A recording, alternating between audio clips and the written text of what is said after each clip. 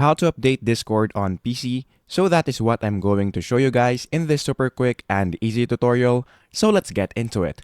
So the first thing that we need to do on our Discord right here is to just actually open the task manager, which is right here. So all you have to do is to search it right here on your search bar. So task manager right there, or you can just right click on this bar and then click task manager.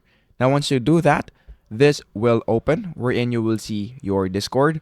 So once you do that, all you have to do is to right click on it and then click end task. Now what we're actually trying to do is to restart the Discord software because Discord automatically updates your software. So if you're not getting any update, there might be a problem with your PC.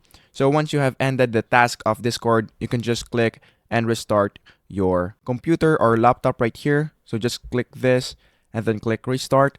And then once you do that, once you've opened your Discord again, your Discord should now be up to date. So that is basically it. That is how to update Discord on PC.